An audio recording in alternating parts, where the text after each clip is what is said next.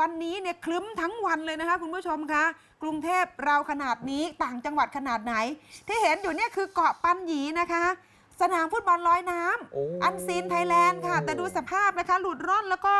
ถูกพัดจมลงไปในน้ำพื้นสนามฟุตบอลเกาะปันหยีที่น้องๆเขาเล่นกันอ่ะหลุดออกหมดเลยอันนี้งบก่อสร้าง13 ล้านนะคุณกำพูที่เขาทำกันเนี่ยนะคะแต่ว่าหัวลมพายุที่เข้าไปนะคะแรงจริงๆนะฮะเนี่ยมันแรงมากที่จังหวัดพังงาค่ะเป็นลมมรสุมนะคะก็ทำให้พื้นปูนสนาม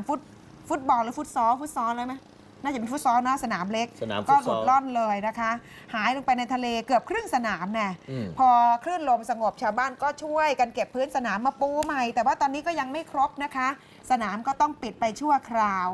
กำนันตำบลเกาะปันหยีนะคะกำนันมูฮัมหมัด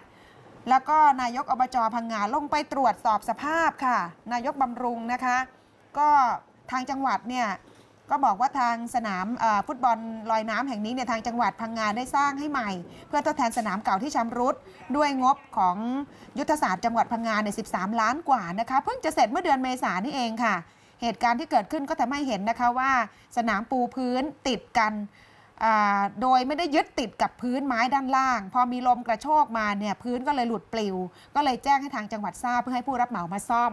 เพราะว่าเพิ่งจะเสร็จไปเมษาพฤษภามิถุนากรกฎาสิงหา3-4 เดือนเองอ่ะทำไมไม่ทนแรงลมขนาดนี้เนาะโอ้ครับ